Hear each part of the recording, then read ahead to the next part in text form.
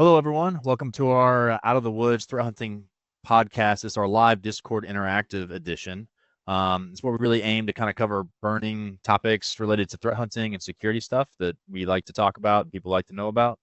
Just want to remind people throughout the podcast, we'll be taking comments and questions through our Discord server. So if you want to participate, bring interesting things up, comment on things we say, feel free to go right ahead. But you can sign up using the link in the welcome message to get on the Discord server. So with that, let's jump into our interesting artifacts, which is kind of what we dub interesting information or resources that we think might be helpful to the community in general. So, Lee, I think you've got one of the first ones if you want to kick that off. All right, let's do this. So this is a report from McAfee, um, and really, it's not so specific on this one that um, it needs to be brought to attention this specifically. But again, and I don't know how many times I've seen this, is that game hacks, cracked software, and free crypto stuff is being promised to people, which I get it. It's a scam. It works. But it kind of makes you think like, how much more do we need to do at home? Like I know we think of October, we think of cybersecurity awareness training and so on. But as a father of kids that have access to tablets and have access to stuff like this, um, I mean, growing up, it was different. I'll say that. I know I saw all this stuff. I was like, oh, sweet, let's do this, let's do that. It's free, and I'm sure my dad cleaned up after me and never mentioned Yeah. anything. Um, but now, like, it's a lot. I think now it's a lot more important to talk to our kids and nephews, nieces, whatever younger life is around you, because a lot of these attacks are really targeting kids. They're like, hey, check out this YouTube video for free V-Bucks, or you name it, and sure they're gonna put in their favorite game of choice. But then they lead them to a YouTube channel, which leads to a GitHub repo, which they might not understand completely. But what they're doing is they're being better at or the attackers, anyways, are better at being or documenting what they have so the kids can easily follow it, which is crazy to me. Which, well, once again, adds to the idea of, trying to tell your kids or whoever that, it's not always free.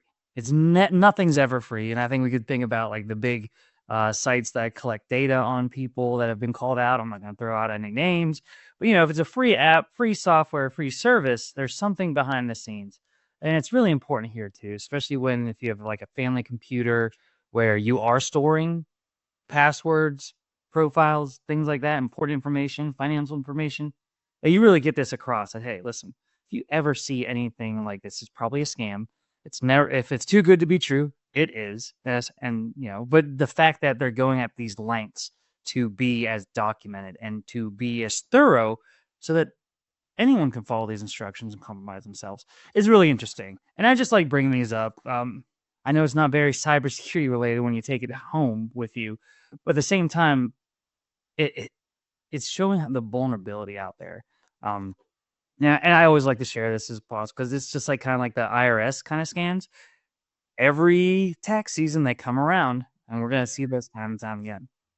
So it's funny you brought this up because I don't know if I've told you guys, but you guys might know. So when I was a kid, I was the same boat. I always wanted to like play all sorts of games, and I would find cracks and downloadable things to play these games cracked without CDs or whatever. And I was really good about maintaining all that data that I had. And when I got into cybersecurity, I like went back to my repository to want to play some like older games. I was like, oh, I have this one cracked, and maybe we do whatever. Realized that one of the cracks actually it kind of popped for something kind of weird, and I'm like, well, that's weird. And when I actually analyzed and looked at it, it was calling back to a dead Russian C2 server. So it actually was probably some sort of remote rat or something that I was using as part of like a cracked game. So I mean that stuff's existed forever, and it was just kind of funny that yeah, when you don't know any better, children, kids, you brought it up especially, but also I mean the newer generations, they're more driven by convenience than probably the older generation because we've always had to figure things out the hard way. And they're looking for the easy buttons, right? It's kind of like when I went to school, I walked, uphill both ways, right? It's just that's the way it is. That's where our mentality works for us older guys. But so yeah, that's kind of what made me think of that story based on what you had. I have Tom. I'll let you share real quick, but I will say, thank God there wasn't ransomware back in our day. Oh my My God, God. like can you imagine? Like People don't even that know what would we're be coming our from. parents like talking like with their friends drinking beers and stuff like, oh yeah, little Lee ransomware the family computer again. We lost all our Yeah. No, it's interesting. Is I have a 3.5-year-old, and I've actually recently had this discussion with my wife about, kind of the internet security because it has to be talked about, right? So we're already talking about the different things about what apps he can access, things like that now when he, might leverage my iPad or something like that. But full-fledged, as soon as he's old enough to understand, even if it's simple as understanding how to use virus total, I'm like, listen, little man, before you do or go or click anything, you take that link, you drop it here. If it says X, then you can proceed with a little more a little more clearance, But yeah, no, good points, Lee. All right. Um, so Lee, if you got nothing else to add, I'll move on to my, uh, I guess, ad there. So this isn't. I usually try to find tools that are useful, or data sets and things like that we like to use in threat hunting or cybersecurity. But you know, it's funny because I feel like this is a glaring problem with a lot of people in cyber, and that is kind of time management, right? I feel like myself and others always get pulled in multiple directions as things come up, as things, hit the news, as, your daily tasks, all the different tasks that if they all perfectly fall on the right days, it's not a big deal. When they all fall on one, it kind of becomes cumbersome. So I was looking for like productivity type things. And so this focus to do now, granted, it is, hosted by a Chinese domain, right? So, take that for what it's worth. But the idea is it does the pomodoros, I think is what they call them, where you can create tasks in 25-minute intervals. So it helps time your focus because we're all pretty good at focusing for 25 minutes. If we, that's our main goal, not finishing tasks, but just focusing for that long, and it has built-in breaks. So I've been trying to take that kind of philosophy into some of the things I get thrown into where now granted I am very generic with what I create because I know I'm sharing information about what I do on a day to day. So it could be, I almost kind of have code base for how I make my tasks. But, it really does help to say, all right, look, I've got these things and I think it's going to take about this long. I'm not going to worry about finishing the task, but I'm going to put 25 solid minutes uninterrupted right into this task. And I think it might help. So, um, I, I'm curious if other people have the similar issues with just all the things that get thrown at them sometimes, and if they have other solutions they use. But I saw this, I thought about kind of poking around and playing with it. It might not be my final solution, but it was something that I thought was pretty simple to kind of use, and at least got me down the way of thinking about how I work a little better. So yeah, I don't know if you guys looked at it or what you guys even see or do. Curiosity. So I am there. I Oh, go. go ahead, Lee. All you, sir. So looking at it, and yeah, I agree. Maybe don't straight away download it and put a bunch of sensitive information. But I think what you mentioned was what I thought about it was just it made you think about um how you're working. Like how much time do I actually focus on a project um while I try not to bounce around to different tabs because I know um we're I know you pull.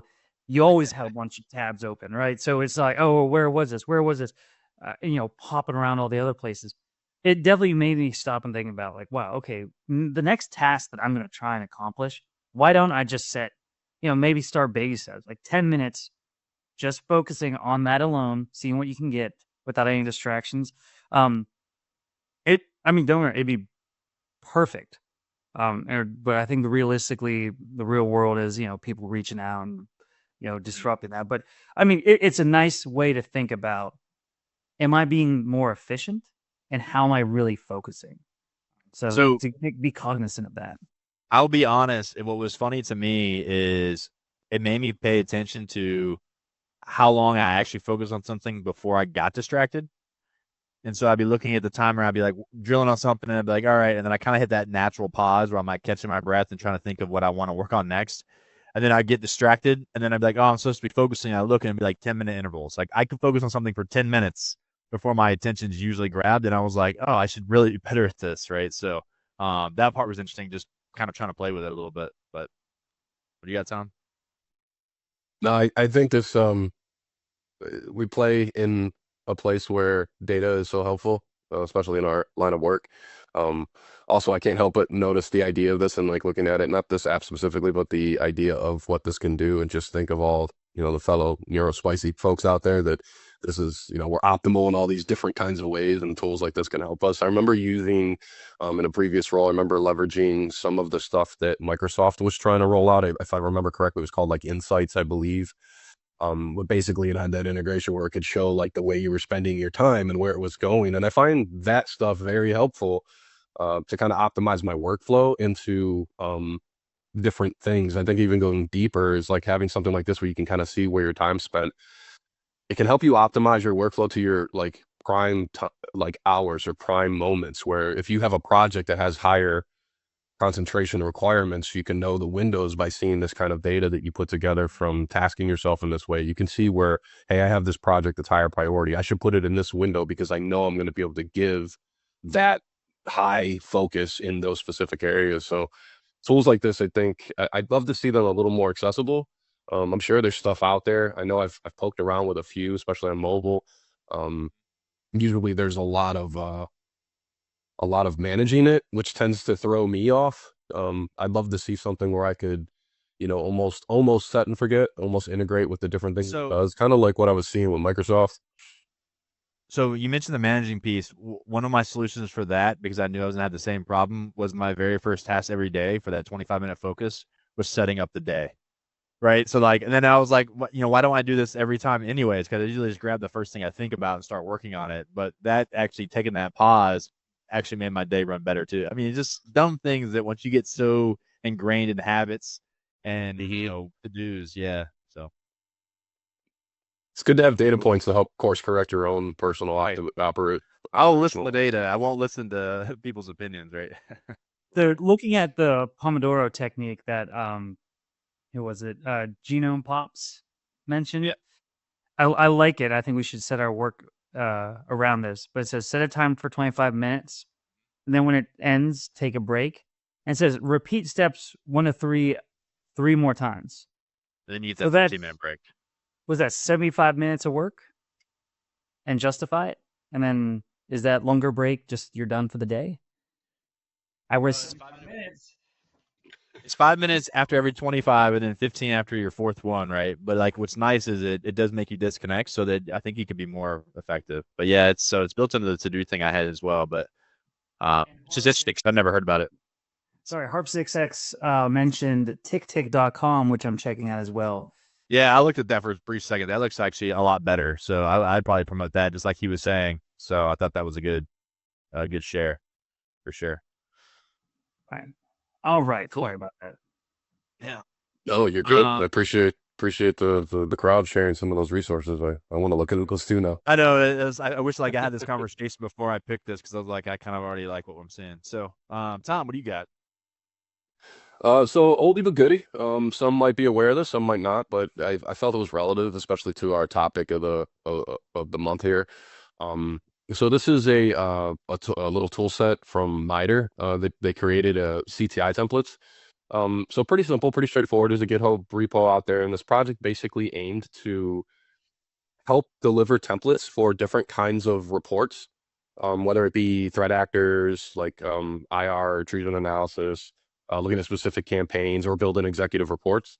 I know in previous experiences, the reports that you need to deliver to certain areas tend to vary. So I don't know how many people are thinking about this, but I thought these templates were really good. I know of peers and such that have used them to help launch their programs a little bit to be able to deliver high value reports or deliverables for different things, especially when it's based around CTI or any of your IR stuff. So it's really simple, nothing crazy, just a lot of report templates, but they were built out of a project from MITRE, and I thought it was worth sharing and talking about, especially when we're considering either maturing your process or starting your process out, or maybe just looking to refresh it a little bit. Maybe there's some ideas there that can help you kind of refresh how you're doing your deliverables. But yeah, it's really simple, short and sweet. What do you guys think? Yeah, so my first thought is something I've learned, and I've always had to present threat-based or operational-based from cybersecurity perspective to leadership and other non-technical teams and things like that. And the information you share is just as important as the format you share it in, because one of the things that is makes it easier to talk to the same crowd or to convey the same message when you have those interactions is if you have the same kind of format, it makes it easier for the audience to digest it because they've seen that at least before. So the first conversation might be getting adjusted, but as you do routine things, I think stuff like this is if you don't use this exactly, but having something like this in place is very important from just that being able to share information because it makes you better at actually figuring out what information you should be sharing as far as like make sure you're plugging in the right things, but also on the other end, depending on who you're sharing it with, what to do with it or what they should focus on and understand. I think that is a huge win. So yeah, I love things like this. Yeah, anything that can save you time to say this is what your report should look like. Because I can't. I mean, I don't know how many people we talk to about reporting. Like, yeah, we got internal, reports. We got our own thing. Then they're constantly fine tuning at what parts did they like, what parts didn't they like. I mean, Myers. And serious question here: what product has come out or solution has come out of MITRE that has been bad? Um, I, I don't know. Maybe I haven't been in the game long enough. Maybe they did have a couple flops, but I've seen nothing bad from them. So the fact that MITRE is sitting here saying, here, these are the things that all these industry experts say you should include and people need to know. I mean, I feel like that's an easy win, and that takes out so much time. Like, you don't have to worry about report. All you have to do is, like you said, plug in the right things. That's awesome. Yeah. Yeah, free resources from a well thought of organization, a very, very quality organization. So yeah. Yeah, I like it. All right, so that kind of closes out where we talk about interesting artifacts. One quick thing, I know we're really bad at doing introductions, but before we jump into the next topic, right? I'm so used to like just having these conversations, right? But do a quick introduction for those that may be new to this or kind of curious what our background is a little bit before we jump in the next topic. So maybe our perspectives will make a little more sense. But I'm Scott Pole. I work at Intel 471 as a senior threat hunter, and I've managed teams, I've built operations, I've worked as analyst work, I've done all the technical and intel kind of functions to some degree.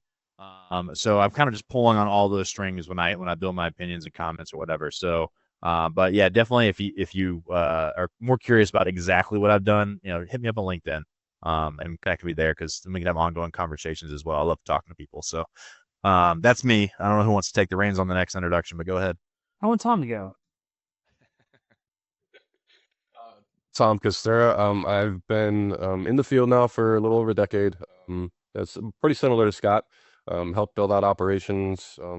Spent a lot of time in the SOC life. Love threat hunting. Love the side of like detection engineering and things of that nature. Just really love this sector. The security sector is fantastic. Same deal. I won't kind of go into all the details, but we love to talk shop. So I think I could speak for the group here. Please, if you ever want to reach out, just talk shop, ask questions, or maybe course correct some things we say because we're certainly never perfect, but we just love this stuff and love to talk about it. So, yep. Go ahead, Lee. I don't know how either of you left out like the main link here. So I probably have the least amount of time in cybersecurity here. But I've been the longest, or I was longer, or at Cyborg and Intel longer than either of these. Ironically, Poli was my first SOC boss. Costura was the level 2 when I was a level 1, who Costura rapidly grew out, became a SIM engineer. Whenever the idea for how do we make these detections better, he kind of led that charge and pulled me along. Poli pulled me along because he got me my first job in cybersecurity. But where we worked, it was like this big open bay, and you just talked and discussed things. And it was great. Like bringing these two or getting these two here to bring their ideas that originated there was just amazing. So we've all worked together. Poli was my boss, and we just love this stuff. Very passionate. Yeah, cool. All right, so the big topic we're really jumping into here, and what this live edition is really going to be about, is really how to operationalize intel for threat hunting. And we're going to kind of take the approach on what, as threat hunters, we think about threat intel and our experiences with threat intel in general. So we kind of will define that a little bit and what we like to see when it comes to threat intel, and then how that kind of gets pulled into threat hunting and from that perspective. So if I insult any threat intel analyst, I am not a threat intel analyst that follows a specific training as far as how you're supposed to do threat intel. But based on my experience on using it, that's the perspective. So it's probably not going to be the full story of threat intel, but it's going to be the parts that we care about here. So I hope that helps in case kind of rubs you in the wrong way. But so that's why we're going to kind of focus more on like the first part is like the intel purpose or value, right? That we see it bringing in general. So, Tom, I think you've got kind of the first kind of question or topic or whatever you want to say. All right, let's get it going. So, obviously to both of you guys, but whoever would take the lead, I think Scott, I think you wanted to go first on this one. What value do we expect cyber intel to bring to an organization? Yeah, so all the ways I've seen Intel actually have the biggest impact is one, it kind of creates purpose, right? As far as why are we doing cybersecurity in general? There's that proposition. But out of that, also, it creates priorities because one of the hardest things when you think about cybersecurity as a problem is where do we start? Like, there's so many problems that you kind of fall under that umbrella. How do we manage this? Where do we start? And then I think when you have threat intel that is built effectively, they also can help build approaches and cater to solutions as well. They might not be doing the legwork, but they provide the right resources so the solutions are better. And if there's a problem, getting off the ground is easier to attack or approach that. Um, and so I really feel like, threat intel should really have a seat at the table when it comes to being aware of the changes that are going on in the environment, impacting decisions. Because one of the things, and I even made a comment earlier today on LinkedIn, someone was talking about like cybersecurity budget and things. Um, a lot of people when they get hit with attacks, it's not because they don't have the latest and greatest technology. It's sometimes just how their infrastructure is set up or how their processes are enabled. And so I feel like when there are big projects, like you're going with a new solution, you're trying to offer something new, it's good for threat intel folks to really know those things because they might have some use cases where someone's using similar technology and they got hit by something, and this is how it got hit. So you can accommodate those types of weaknesses or those types of designs into those. But if threat intel is just hey, we sit on the outside and we just constantly feed things in, and they don't get those kind of requirements or pulled in those discussions, I feel like it's less effective. But that's kind of the value I see bringing it into an organization. I don't know what you guys have for that.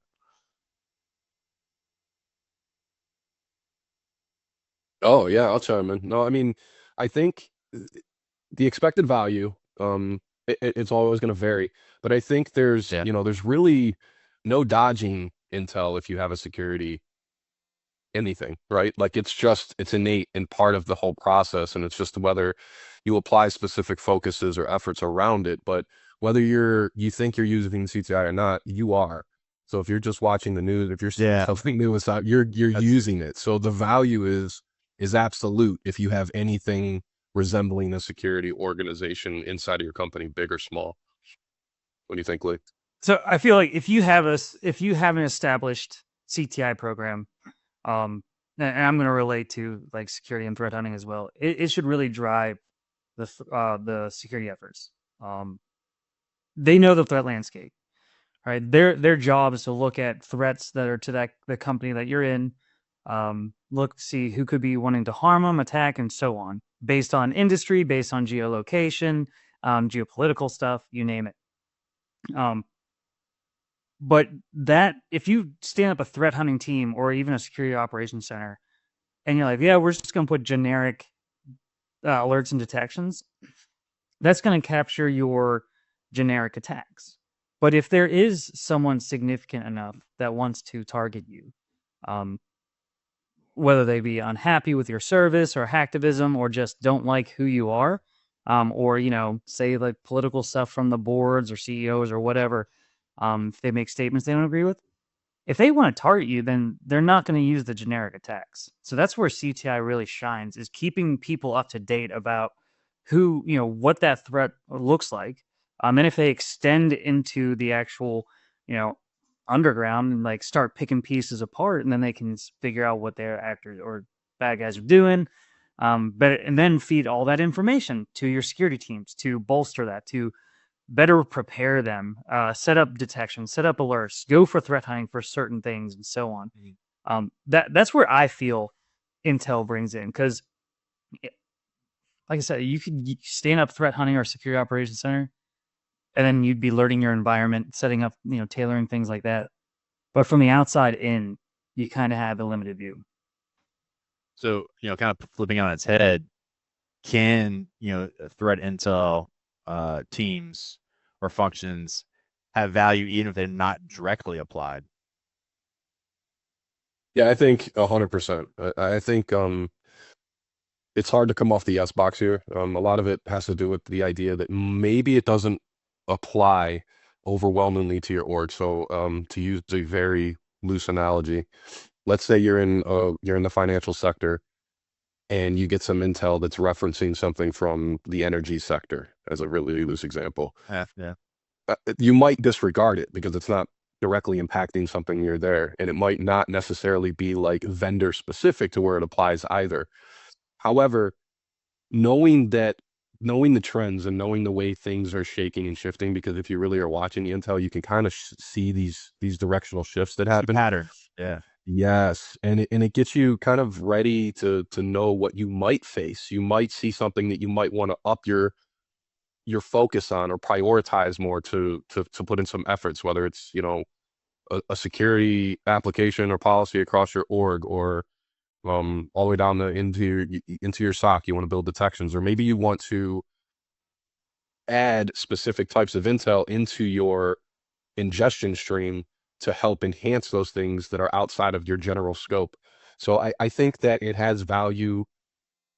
Not every report has value, but CTI has value always. So even if it isn't directly applied to you. And plus, I think the other thing too, a small tiny note, is having your ears to the ground on some of that, and going back to that example with the financial sector versus energy sector. It would help for you, for anybody that's ingesting that, to be able to be ready to have those conversations. Because a lot of times people will see, and I've experienced this many, many times in the past, where somebody will see that might sit in a higher up seat, might be at a C level, might be just a manager, or somebody that's concerned, will come to you and see this report that came out that has nothing to do with your environment, wouldn't touch your environment. You know that, you're working deep in it.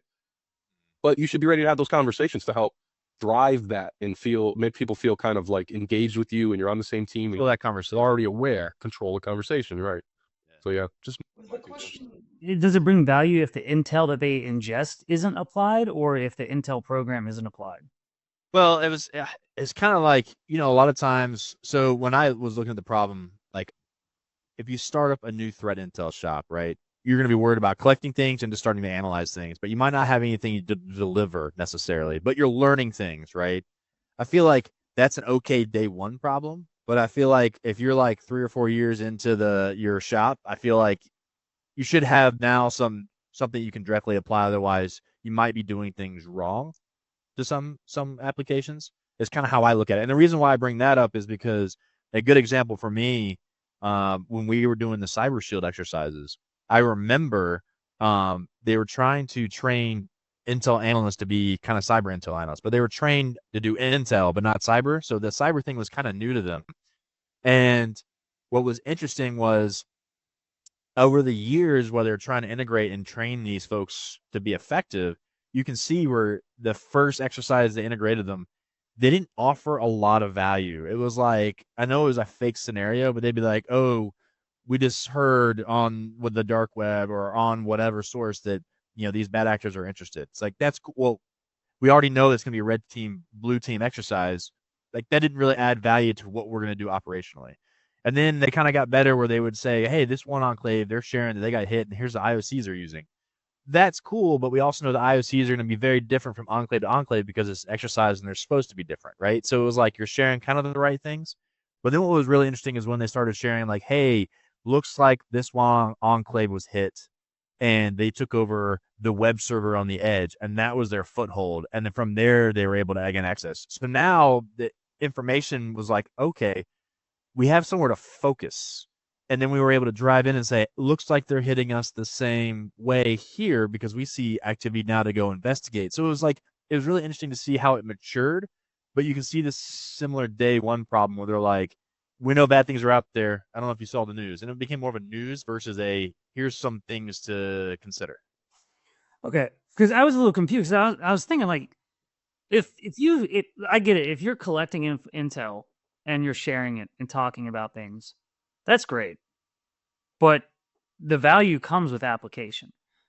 So and this might be way off the mark for some people, but I feel like if you are collecting and sharing, and that's as far as it goes, maybe you're just showing that you're prepared and that you know some stuff, but at the same time, I mean, knowledge is only so strong until it's applied, right? Like, think about universities, think about the things you learn in school. Like, it's great to have that information. It's great to be able to answer a question. But at the same time, if you're not doing anything with that, I feel like it wouldn't bring value. Right. Well, that's my train of thought. I might have been misunderstanding the question, but yeah, that's where I stand. Oh, I think the competing thoughts exist there, right? So it's nice to have kind of those Yeah. perspectives because I think they do exist. I think we've all three of us have experienced them on both sides of that coin, right? Yeah.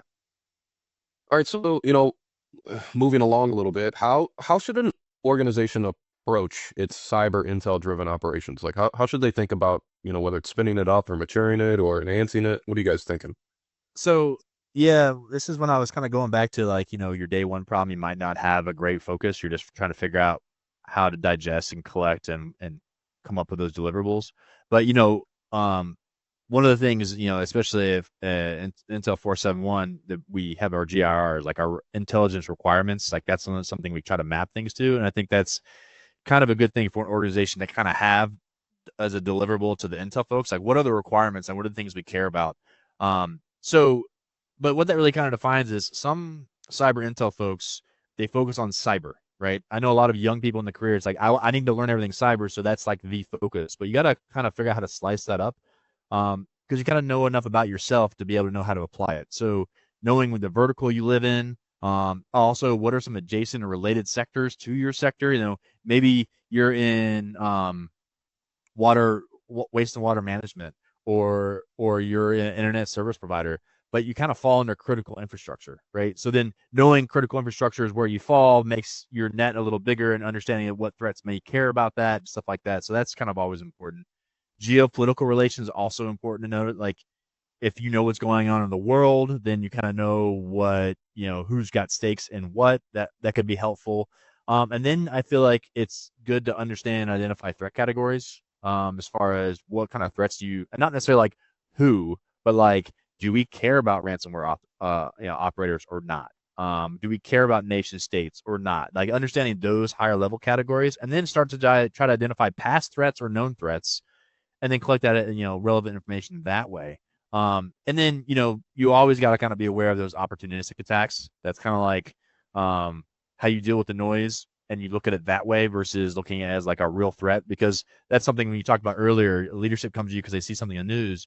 You got to be able to frame it as like, yeah, this is just an attack that's going on, and where where they can gain success, they will, but they're not targeting us. It's just one of those things, and we pay attention to those things, right? So, when it comes to all that stuff. So that's kind of how I look at how an organization should really approach the cyber intel folks with those requirements. And from those requirements, they should be able to provide the inverse of what I described. Yeah, I have no words. I mean, and I was gonna say, like, I don't think there's anything you missed, because if there are no requirements, or if there's no idea of the threats out there, then why are you bringing threat intel into your organization? Or well, I can understand because even if you do, I mean, it's like once again bringing another tool into your environment that you're not sure how to work or what value it brings. Right, right. Yeah. No, I do think the JR's cupcake. I like the whole face-to-face conversation. Um, I think face-to-face conversations are really good to help drive into the requirements, but I also feel like eventually getting something on paper so that if someone says something different, like, well, we didn't, this isn't helpful, like, this is what you kind of asked for, right? So you gotta have to, I think, in writing, have some defensible stuff too, because I've seen where conversations have flipped on me. So, I mean, but good point though. I just like that And I, handle. If that handle does stand for general information or Intel requirement, that's funny. Yeah. I think kind of an approach an org should take with their operations from Intel, is open-minded. I know that's hard to do, but I also think that it doesn't necessarily have to be the higher ups in the org to decide this is valuable. I think there is always, I think cyber threat intelligence is one of those areas that you can show relative value and ROI pretty quickly from the ground floor. I fully believe that. I've experienced that. Um, I think an obvious approach with that, though, just from from experiencing things in the past, never approach it when you get a good piece of intel and start screaming to the to the ceiling that the sky is falling. That's not going to get you very far. Yeah. Um, Fear is not a great no, motivator long term. no, but you can show the impact, you can show the value, you can show the, the return on the time spent of leveraging reports. You can show all these things pretty easy. So from the top side, I think asking your folks that are on the ground how they're applying that would be a good start, even if you don't have a full-fledged um operations there, and keeping an open mind to what is brought to the table. And then from the ground floor, stay curious, keep driving that, ask questions, show how this applies to X, Keep it leverage the organic. intel to change. Yeah, and it really can be. It really can be. So, Uh, well, go ahead. Go ahead, I Lee. just I think there might be one thing that, and maybe Tom was alluding to it, but follow up is big. Yeah, yeah, yeah. Stay engaged. Yeah. Thinking about acquisitions, mergers, have you shifted focus in your organization? Have are there new threats out there? And sorry if I'm rehashing what you said, Tom. But that's kind of what I got out of it was don't just stand it up and leave it. Make it a living process. So, Leah, I was gonna bring up a point, but I think we kind of already covered this. I don't know if you want to jump to your next point. Sure. How does cyber intel contribute to proactive versus reactive security measures? I think we've coming from SOX and now being here. I think we have a good idea of what this would be. But still, want to see from all the years that we've learned from. I kind of want to hear what your take is nowadays. Yeah, I think cyber threat intelligence. I'm gonna stand on my little soapbox here. I think leveraging CTF is absolute for you to try to leverage or get to a place of proactive. It's fundamentally absolute, if not built Yeah. from. So when we talk about proactive, there's a lot of things that that can come with the different variables, right? It's like sometimes it gets buzzword a little bit, but when I think CTI in a proactive way, I think what can it do to help me position myself for what's coming? How can I identify trends? How can I identify gaps in coverage, gaps in my environment, things we're not considering? How can I see what the landscape's looking like from different threat actors, nation state sponsored actors, all the way down to, what are the script kiddies coming alive, figuring things out, leveraging AI, anything. I think it'll never get you all the way to proactive, but it's absolutely fundamental to go to proactive. So you need that stuff to be able to get yourself ready. So if you see a report, it doesn't necessarily have to affect you, but you can absolutely take value out of it by positioning yourself, by asking a question. Maybe X vendor has some third party compromise and you don't have that vendor, but you can identify through all the research and the intelligence that's coming out the types of techniques and behaviors that are leveraged, and you can consider those and positioning yourself there to see if maybe the shift is away from that vendor, because we see all the time, and anyone that's reading threat intelligence all the time, The bad guys tend to reuse some of the same behaviors. That's why we Yeah. tend to harp on that or not. Yeah, somebody somewhere is going to throw a single file executable at you. It's just going to happen. It doesn't matter if it was only for this attack. It will come. So if you are leveraging that in that way and thinking about it that way, you're getting yourself so much closer to proactive. And it's in my mind, it's almost seamless. Like if you integrate the idea or just the thought processes right, it's seamless. It really just catapults you towards that level. Yeah, so this is kind of how I look at it too. I think if Intel's doing the right things, then the stuff will naturally start to become proactive. But I really feel like the security operation, if threat intel is kind of an arm or a feed for that, the more reactive threat intel is, the more reactive everything else becomes. So I feel like they're the biggest driver of that culture of that proactive. And so the visual I kind of put in my head is if all your threat intel is like a stack of papers and you're only grabbing from the top every time you grab something to do threat intel work, you're just a reactive shop, right? Because there might be stuff in that stack that you really need to be looking through and find what are some trends, what are some patterns, what are some things that are relatable in that stack of papers. And those are the types of reports that you should be building upon and kind of care and feeding to other parts of the organizations, especially operations, right? Because that stack's going to continue to grow and you're just going to be dealing with the latest thing that hits. Not saying you ignore emerging things, but you get a lot more value if you're able to like dig into that stack at different points. So that's kind of my perspective is if you want to have a proactive shop, look at how threat intel's handling information.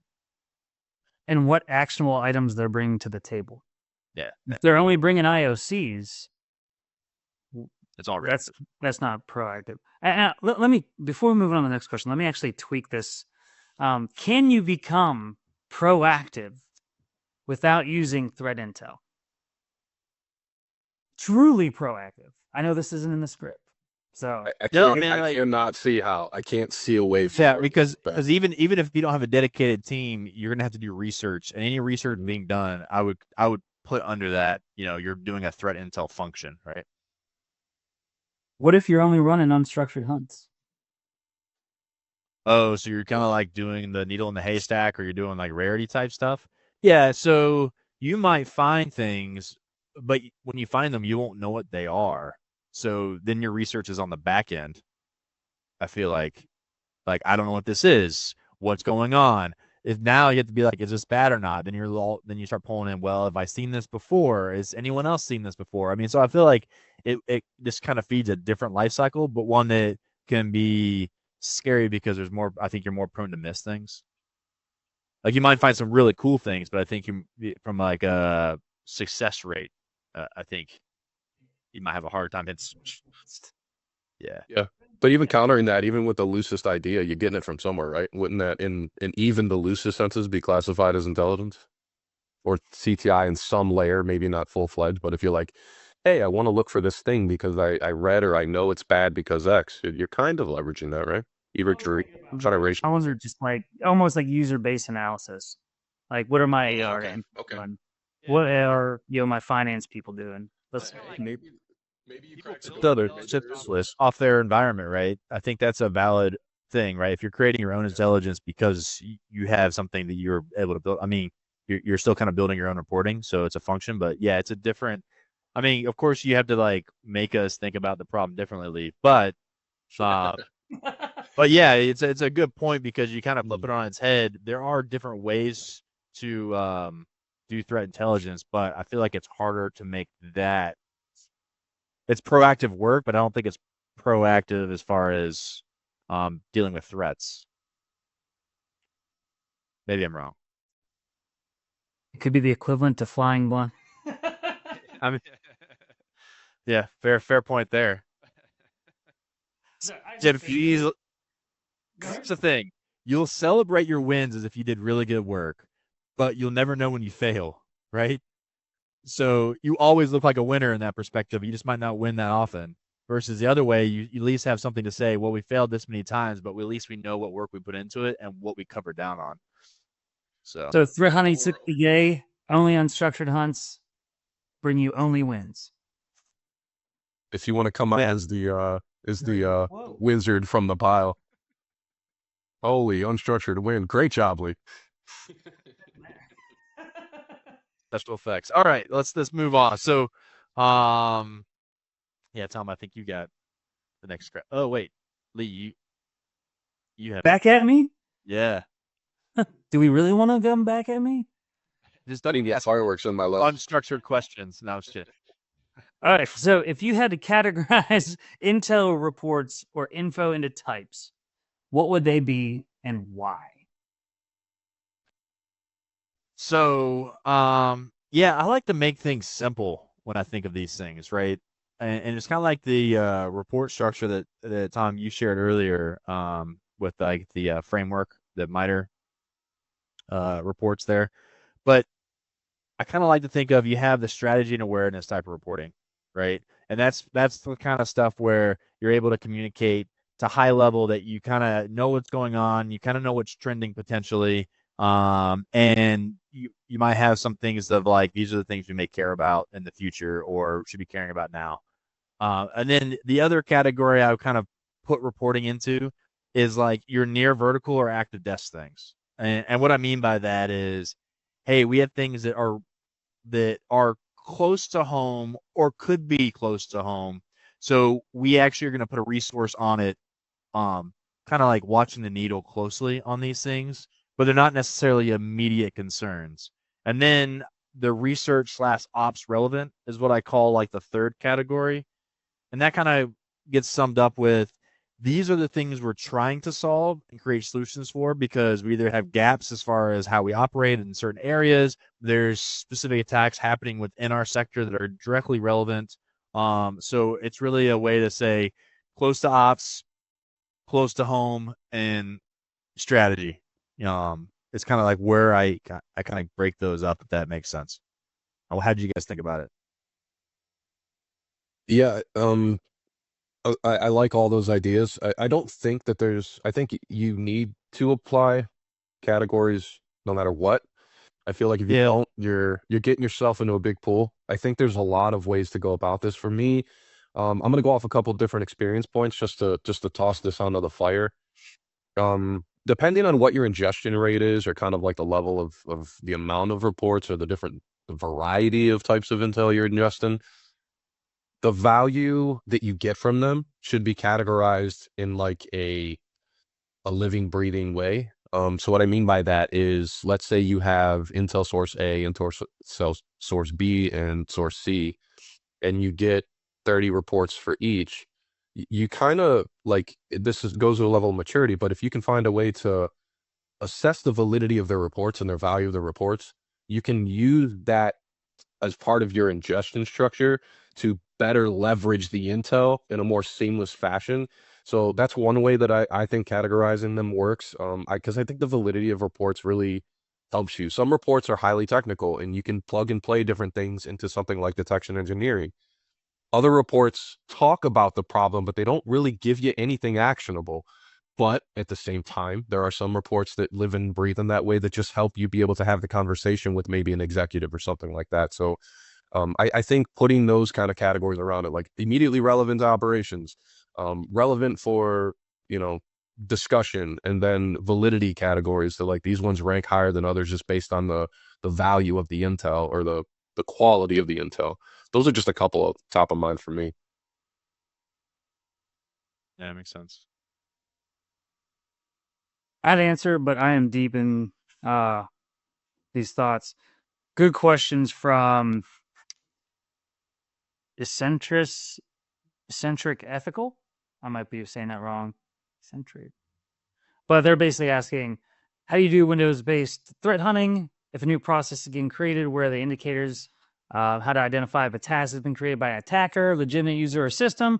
How do we identify malicious registry changes? So just to catch everyone up, I posted the ultimatewindowsecurity.com, which is a resource that we've mentioned many times. I mention in almost every presentation I do and in my trainings that I give. It is a great resource to look at the Windows security log events that exist natively. If a new process is being created, what are the indicators for identifying a malicious process? Riptide hit a really good point. Just say looking at different DLLs and executables in common malware locations, temp folders, app data, users public directory, program data, Windows, things that normally when you install something, if it's legitimate, it normally goes like program files or program files x86. But if it's running out of like a downloads folder, like someone downloaded from Chrome, that could be or that could be suspicious. If you look at the parent process being like Outlook or another Microsoft Office thing, that could be suspicious.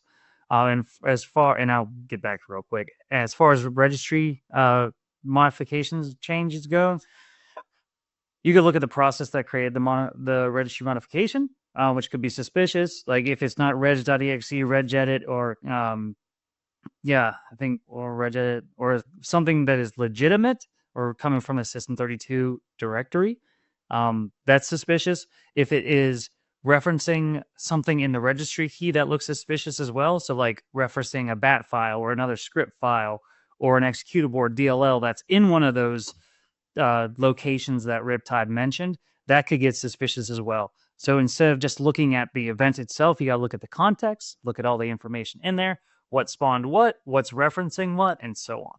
But hit me up on the side and I can go deeper into that conversation. So I apologize for. We'll get back to the conversation. We're good. We're good. We're here to engage with the community. That's why we're doing it live, right? Well, yeah, for sure. For sure. Now, I mean, just to sprinkle back onto the top of your snow cone there, the getting familiar, just your top question, eccentric ethical is the how to do Windows-based threat hunting. Get familiar with Windows logs. That's core to the whole thing. There's so much information in them in so many different ways, and you start kind of speaking the language as you get familiar with what they are, and then those other questions start finding a way to answer themselves. It's a very high-level answer. I just wanted to throw that back on top. Sysmon. Shit, Sysmon. All right, so moving back into the topic, how should organizations balance strategic intel, so big picture stuff, with tactical intel, so more specific threats? And why do the audiences matter? Yeah, so this is something that I've always seen a lot of operations run into, where because your stakeholders of management and higher ups are like the justification and your support for even being there sometimes, that if a question comes out, it's like kind of drop everything, answer these questions, find information, do whatever it takes. But I also feel like if the intel has to jump every time an exec reads a news article, then it's a really unbalanced operation to begin with. So, I think it's based on how you do reporting and the content in your reporting. What you're really focused on is we know about threats, and what we do is show that it's managed, right? Because we know about it and because we know what the risks are, we can basically communicate that we're managing the threats because we know about them in this way. So that's something, but also like a cadence in which you actually have those conversations. So something that I've always liked is, some people have like too strong of a cadence. So it ends up being more of like big picture and strategic threat hunting than it is, or not threat hunting, intel driven stuff versus the tactical side, because they're constantly catering to, we need to put out a weekly or a monthly thing, and they're gathering all this information and put out that report. And I think what's really good is when big things hit the news or items that you think might be important, build a framework of a report, put some details in there, and don't polish it. Just have it so that you can do a quarterly type or an annual type report, and then you can pull on those resources to build it. And then if management comes to you and says, hey, what do we know about this? This is really important. People are asking questions. You at least have the work mostly done, that you just add some polish if you need to pull an ad hoc report out, but don't make that the always go to, because the cadence thing. Also, IOC collection, as good as it is not tactical. It's historical, right? I understand that you could be impacted at the same time, but you're still dealing with things where the attacks already occurred. So I don't look at those as a tactical measure. It's good to have. They're great for tools and use in tools. Usually a pretty easy lift, but don't stop there if you think that's being tactical with threat intelligence.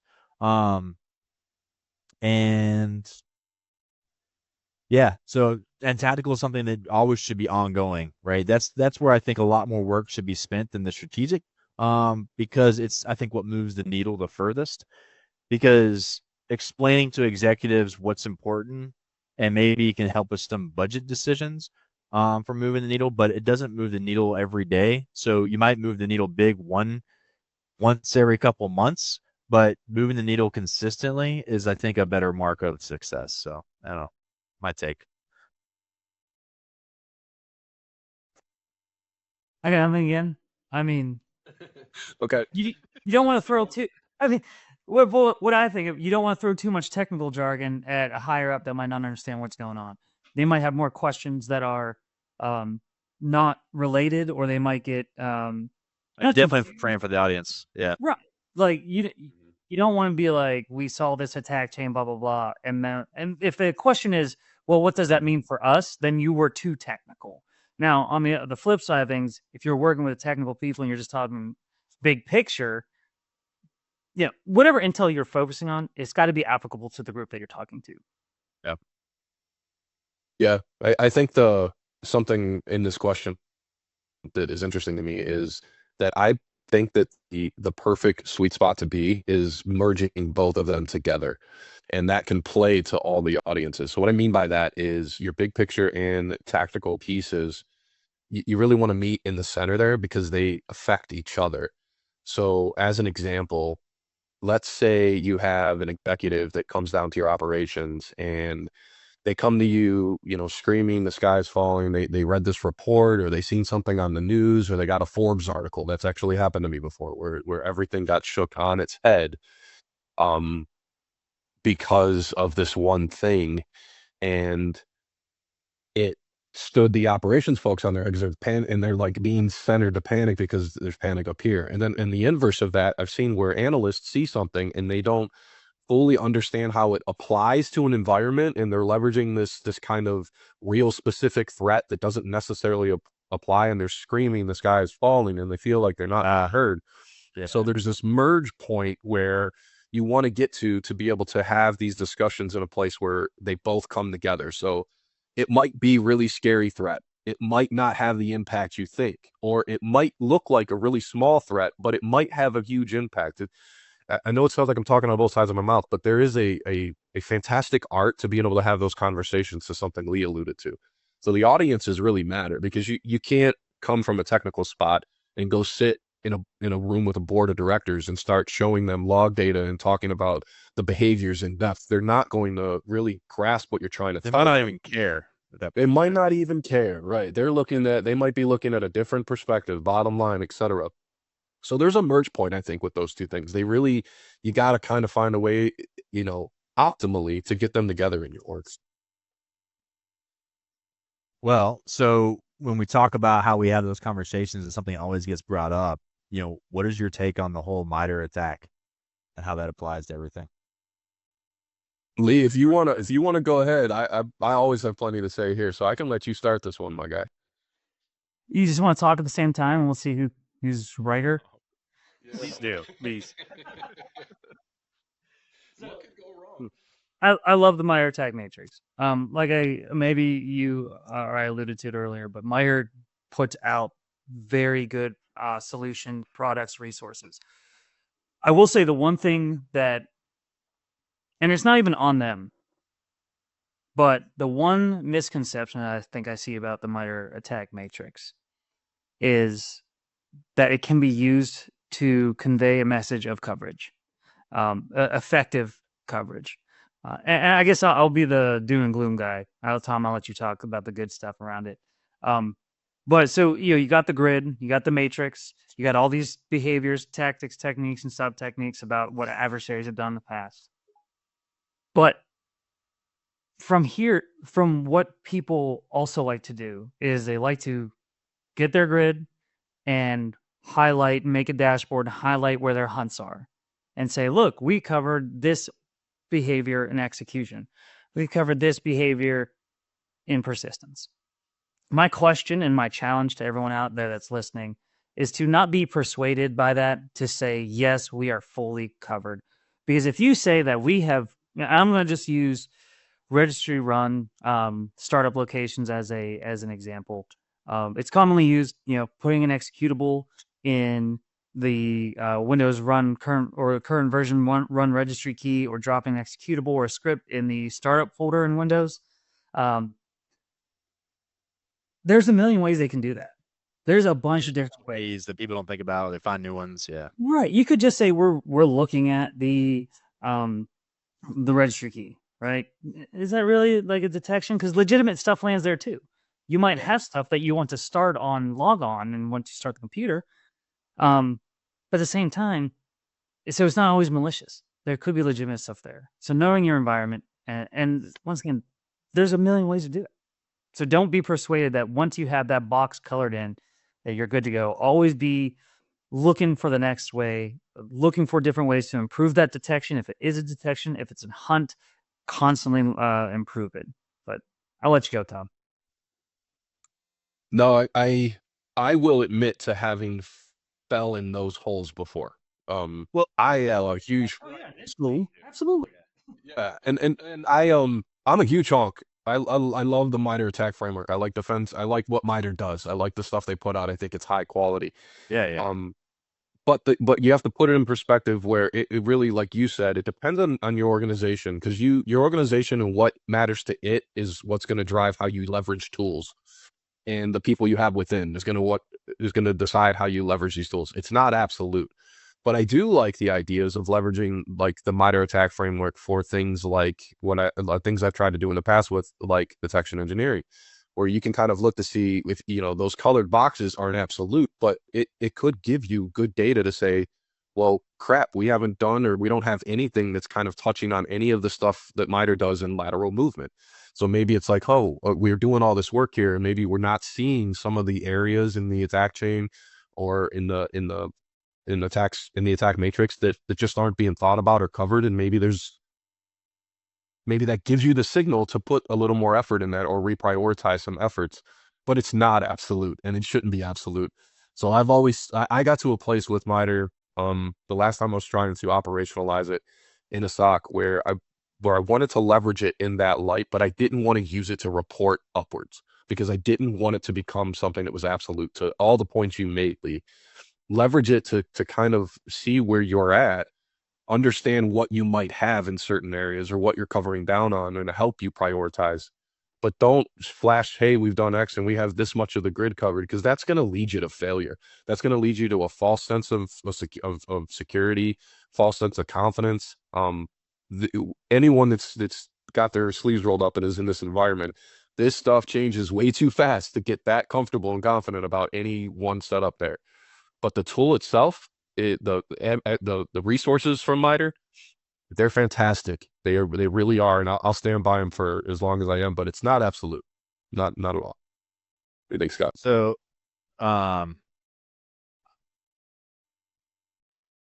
so I think from an Intel perspective, MITRE ATT&CK is kind of terrible, and for one reason, because I don't know how many times I see reporting where Intel analysts will hide behind MITRE to map things and not discuss what's going on. Right? So when I find reports where they map techniques without talking about the techniques and making references to the techniques in the report, it's so disheartening, because the mapping is such a great tool, but the mapping is to help us categorize, understand, consume, right? But not a way to describe, like Lee was alluding to when you mentioned the technique where it's like, oh, we've got this covered. Not understanding what is actually covering from all the different perspectives of that being covered, like you kind of miss the boat a lot of the ways. So I think how it's being leveraged sometimes I don't like. But on the flip side of that, I also feel like it has enabled a lot of reporting from like a classified side of things, where you can't talk about those techniques, but you can talk about the MITRE associated tagging to say, we know these things, or this actor or group has done, these types of behaviors. We just can't disclose them. So now you at least have an idea of how to think about the threat, which I think is hugely valuable. But I think people don't realize that sometimes when reports come out that only have MITRE techniques, it's because of a classification or release information problem, and not how you should be writing reports in general that are of most use. So I love it, but I also hate when sometimes it's used more than the actual context itself. If that makes sense. You know who does this really well? CISA. Oh, the hiding. Yeah. So that was Such tell as me what you're the tagging. an infrastructure security agency, and Because they deal with classified data. I feel like that's why we see it. And that was the example I thought in my head, like why I see it the most there is because they can't share a lot of what they have, but they need to share something. actually, I was going to say on the other end, their Oh, part of the really? reports that are coming out are actually very well documented. Um, it's been it's definitely a change because I remember reading their old reports and being like, "There's nothing really actionable here." Like, okay, great, but now what I've been seeing is as they go through the report, they'll in brackets put the technique, as they're describing the attack, and then once you go down to the table, you'll see like the MITRE ATT&CK tactics. Here's initial access, and it'll say the name or say the ID, and then it will tell you from the report what artifacts fit the bill. And I thought that was a really good effort, or I guess improvement from their past. Yeah, absolutely. So, but it's good. Like they should find a similar issue, right? Potentially, right? Like if they mature to that next thing, then they're seeing the value and seeing how things potentially should be done, which is good. Small pet peeve. I'd love to see more intel reports that, how you get a lot of reports where they'll reference the MITRE tactics and techniques in the bottom, but they don't reference what actually applies there and they kind of put the onus on the reader. I know it's a really stupid thing, but it's a little pet peeve I've grown into the more I've read it. It's like you've done all this work of going through this stuff, like classifying those in more of an adjustable way would be so helpful, So because sometimes they don't even apply. And it's like, why is this here? I don't see where it applies at all. What are we talking about? right. Have you seen the reports where they usually have like the table? And what I really like is they have the table that has like the MITRE technique, the descriptive name for it, and then they have the example from the report that ties. Yes. Yes. Lay out that way. That is like gold, right? Like It's I'm gold, like, man. cool. Because now, like, I understand I probably won't use just what they put as the example, but at least know where to look now in their reporting to say, okay, how do I tie this together and how do I make an effective hunt from this? That becomes, hugely impactful. So I just put a link in and this is an older one, but it's Joint Cybersecurity Advisory from FBI, CISA, some other agencies, but Stop Ransomware Black Basta. If you go, it's the PDF, but if you go through and you just scroll through real quick, you can see what we're talking about. Because yes, when you see a report that says, "Hey, we saw command.exe in PowerShell," then be like execution. Like, okay, what did they do? Like, right. You want me to hunt for PowerShell and command.exe in my environment? Like, what do you even give me? Yeah. So, I mean, Tom, I think what we're talking about kind of leads into what you're gonna bring up next. Yeah. So we're gonna kind of jump into what the best characteristics for threat hunting in regards to CTI. So, from a threat hunting perspective, what is your and I've already put a little coin on a guess of what you're gonna say, and I'm hoping I win this. My own personal bet, Scott. But tossing it to you from a threat hunting perspective, what is your golden standard or preferred report? So it probably aligns with this, but I think I know what you're gonna say. So I'm gonna assume you're gonna say like defer was the example. So I knew that's what you were thinking, but really it came down to breach reports. And it's not because breach reports are the most important reports. It's just for whatever reason, when those get released, whoever writes them always feels obligated to like, well, we can put everything out there because it's so long ago and it's already happened, and we're not just it's basically so in the past that they include everything and then make this really long report. But those I love because a lot of times, and this comes from experience, right? And actually, Lee, you can chime in on this too. Like, how many times have we read the same really long report and we pull completely different things out of it? Oh, it every time because right. I know I'm looking for persistence. I love persistence. Yeah. But my point there is the more information that's in a report like that, and based on your team and their skill sets, there is so much like since there's so much context there's so much to build off of across the team than a single individual because of the perspective, skill sets, and everything, and the way they digest those things. And sometimes you catch really weird, nuanced things, and like we'll bring it up to each other, like, "Oh man, I didn't even think about that," right? Like it's just So those types of things, but basically, uh, I like, basically, I want to know the how and the why all rolled into one, right? Like the why is important because if if I can understand what the intended target is or the ultimate goal, then I can apply that to my environment better or apply that to maybe something that is tangential to the actual technique. Like maybe like they use this, but if they were in my environment, I know they can't use this, but it's so close to something else I know about, so I can like hunt for that specifically. And then obviously the how, I mean, screenshots, lines of code. The one thing I really hate um, is, and I call them, we kind of touched on it, but malware menus or MITRE menus. So when I talked about the list of MITRE tags with no context, I call that the MITRE menu. Right? Cool. You give me a whole list of everything that they potentially are associated with, but I don't know what to do with it other than potentially make these very non-specific hypothesis about how I'm going to deal with the problem, or the malware menus. I I love analysis of malware where they can say, well, this malware can steal this and it can um, sit and do this and it does. But if you talk about the capabilities of a malware, but don't talk about how it's present or seen on a system or how it interacts with the system beyond just its capabilities, you're just giving me a menu of things to be worried about.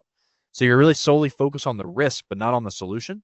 And threat hunters, we want to be part of the solution. So if you just give me the risk like components, you make my job really hard because now I really got to create a lot more stuff to even feel comfortable that I'm covering down on the right things. Um, so I don't know if that answered everything and was what you were thinking, Tom, but yeah.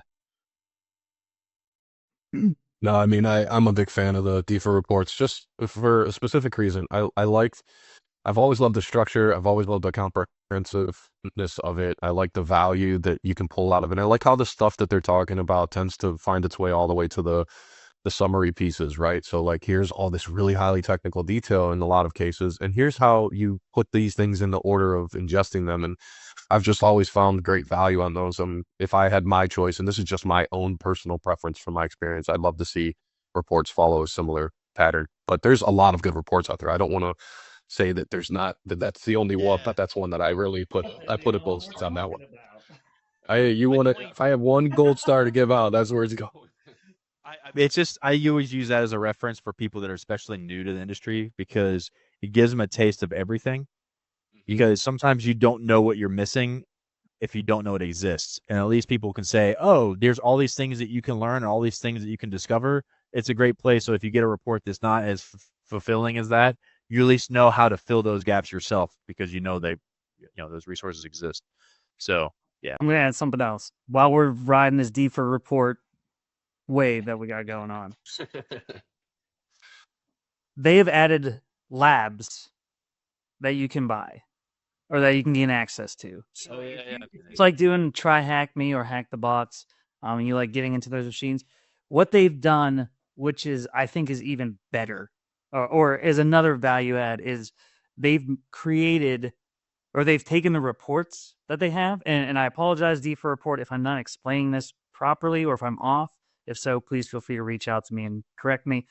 But they've taken the reports that they have and created like a lab simulation where the logs are there and you can hunt through them, which and first of all, they're affordable, which is nice because it gives you that experience that um, seasoned threat hunters have, right? You can start messing around with the data, start pivoting and looking through.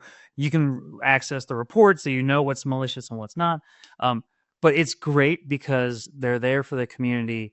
Um, it's kind of like what we try to do with our workshops. We're trying to spread the knowledge around of here's what you do, here's the tools, here's the logs, here's what it looks like kind of deal that if you don't have that or if you don't have access to that in your environment or access to an environment like that, that's just improving your skills and your professional growth Hands exponentially. on goes a long way. Yeah. Yes. So I'm done with that. So Lee, what do you got for us for the next talking point? Oh, um, so this one I think we might have just touched on a little bit, but we're going to dive deeper. How does timeliness of threat intel affect its usability in threat hunting? So for me, I don't timeliness doesn't matter that much. Like I know if there's something that is like really impactful and definitely relevant, I think it matters. But I hate just having a single report to work from. I really like having multiple reports that kind of talk about the same problem or the same technique or the same behavior so I can see like different uses potentially or different flavors of the same thing. Because then it validates what I'm building, but it also makes sure I'm not missing anything. Because sometimes like how people space things out or what special characters they use in theirs versus someone else uses, but they're doing the same exact technique. It's good to see that. So timeliness for me isn't hugely groundbreaking.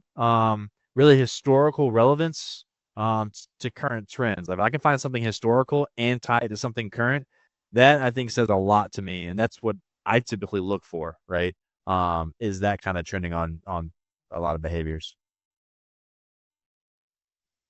Yeah, I think it is a mix. I'm not going to fully agree with you here, though. I think timeliness really does have an impact. And I'm going to narrow that into, there's the variables that we've talked about. But when you're talking about what we had mentioned before, where it comes to like big picture and kind of the strategic approach to it, Mhm. I think something timely is going to, if you're trying to operationalize intel, if you're trying to make it go to play as fast as possible, the timeliness really does matter. So if you're there, not to short you, Scott, there is absolute No, I think there's a value in place for having both. I think you're assessments. right.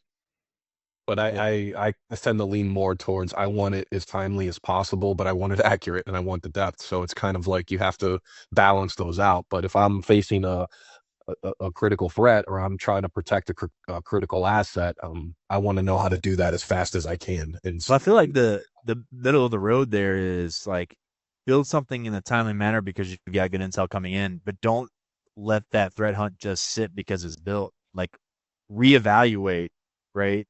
And add to that threat hunt. Like, mature it, which I think would be kind of what you're driving to, right? Like you want to be able to build on a timely manner to be handling the latest and greatest, but you still got a lot of work to do. It's not just a one and done. Yeah, and when we're trying to apply it to threat hunting, you have a little more of a freedom or more of a more slack to be able to take those things and kind of massage them a little bit better in your environment. But what if, there's this 0 day that is going to critically hurt your environment, Yeah, but you you gotta be have ready for it. very little around it. You want to be able to get in there, and it might not just be from a position where you get intel and you want to position yourself. You want to isolate certain environments or, maybe look at what your impact is and restrict things. But maybe you do want to start hunting to see if it's impacting your environment. Um, I can tell you from personal experience, we've ran into that problem before where it's like, hey, there's this thing that's making everybody think the sky's falling. And we're trying to hunt to find it, but we have very little intel on what is actually going on. We just know these things are affected. So then you get into this blind spray of trying to get there. So I'd love to see more detail as timely as I possibly can for those like on fire incidents. When I can be more tactical, yeah, give me the depth, right? The timeliness kind of goes away down that line. I completely agree. I was going to sit there and talk about it depends on how focused it is to you, right? If there's an attack going on an energy sector and you are in an energy company, you want that as quick as possible. If it's general updated tactics of ransomware or cybercrime, do you really need to know that? I mean, yeah, faster the better, but if it's more in depth and gives you more actionable items, I feel like that would be um, that'd be like the value add of the context behind it as well. I'm just getting old. That's what I heard. Just just slowing down. Slow it down. You've learned the patience. We haven't learned the patience yet. So I was gonna take the next talking point, but I think we kind of answered it. And based on Yeah. time, Lee, I don't know if you're gonna jump to your next one. Okay, so how can organizations measure the effectiveness of a threat intel in improving hunting success rates? That's ironically a question, or that question was answered on a customer conversation the other day. Oh, really? Yeah, it was Yeah. it was really unique. But I'll let you two answer. Yeah, I mean, like I've always kind of spoken to this a lot of times, and I kind of pitched the same thing. One, there's the easy mark, right? Like how many threat hunts do you get net new generated? Um, but sometimes that gets hard because, especially as we've seen, once you create a good library of threat hunts that cover down on a majority of the most popular behaviors, it gets much harder to create net new necessarily. You kind of create very targeted things at that point, not very broad things. Um, but one of the things I think is always really effective in measuring and showing is as you're digesting threat intel, how are you mapping that to threat hunts that you already have? Because if you spend, let's just use reports as an example, even though that's not exactly what I'm talking about. But if you say you had, 27 reports come in the first quarter and they tied to a threat hunt you already had built as far as a behavior that covers down on those 27 reports, you're basically validating the value of that threat hunt, but also showing the effectiveness of that coverage, especially if those 27 reports are talking about different malwares, different threat actors, different whatever. You're just basically identified a very popular technique that's currently being used that you now have coverage for. And I think that says a lot to the value and the success that threat intel adds and drives for threat hunting specifically. But I'll kind of leave it at that because that's just kind of how I frame it because that coverage value proposition is huge. Yeah, kind of adding into that more, slightly into the weeds a little more. There's one thing that I think can be a pretty strong ROI you can grab out of the collaboration between the two efforts or two teams if your organization is running both teams. Um, you can gauge in threat intel fed hunts. So the more of the structured kind of hunts versus the Mhm. unstructured, more in that light. Um, you can gauge the time to completion, time to value finds by was it fed by intel or was it not? So it's a good way to kind of like measure um statistically how that is affecting your programs and how they're feeding off of each other, right? Yeah. Um, just one point that I think is value, and it I think personally it's a pretty easy stat to grab, and I think it speaks loads of how the interaction between those Yeah, two you just got to have work. that built in. If you have this into your process, it's easy to measure. Yep. Yeah. You want to chime on this one, Lee? You want me to go ahead and jump ahead? No, I mean garbage in, garbage out, right? Like if it's crap intel, it's not gonna improve your processes or your queries that you got going on or detections. If it's excellent, then you can absolutely point to it, right? And say these pieces of intel fed this effort, that effort, and you could see that flow. But if it's just hey, here's or if going back to those reports of the minor references that don't reference anything, right? What are you gonna do, right? And I know every environment's different. This is something just as a loose idea on the fly here, just thinking about this. Um, it would be really cool. You'd have to get to some level of maturity there. But let's say you have a CTI team or a CTI individual who's focused primarily there, and you have a hunt team or a hunt individual that's focused there, and the intel person is feeding the hunt person intel. It'd be cool to have that, like, it goes through that net, and then you see how that intel person go ahead and applies, hey, these are some of the key points of why this could be valuable in our environment. Not necessarily going out and doing the hunt, but say, we have these things. These are part of our environment. These have some level of priority over X because of our environment or our sector or things like that. Like apply that knowledge of your environment and your sector into that intelligence you're handing off instead of just saying, Well, that's necessarily like I found this good report and you hand it to the hunter and then the hunter's like, okay, I got to go figure out what to do with it. But you can kind of like, you know what I mean? You know what I'm getting at? well, like you're driving into the point I was going to bring up next. It was like, how does threat hunt feed back into threat intel? And I think that's the purpose of that, right? Because if I'm hunting for things and I see common behaviors in our environment, or I see things going on in general, or I learn things about our environment because I'm touching our environment, like threat intel doesn't touch the environment much. Threat hunting should be touching the environment everywhere because they're actively looking at data. Um, that's the feedback in, so the threat intel has better requirements, a better understanding of what they're defending. I think that's the cyclical approach there. So that's that's how I look at that piece of it, from my perspective. Yeah, that feedback loop is important, and again, it's one of those things that like it should be relatively easy to kind of put that together. It shouldn't take a lot of really heavy thought or overwhelming You just need lift. open communication to really start that off. Yeah, yeah, and a couple little stat points that you can easily like categorize for things that feed that loop that can show back into the effectiveness of how that's all working. And it seems like almost every hunt could feed back to the intelligence, at least at a minimum, to your environment, right?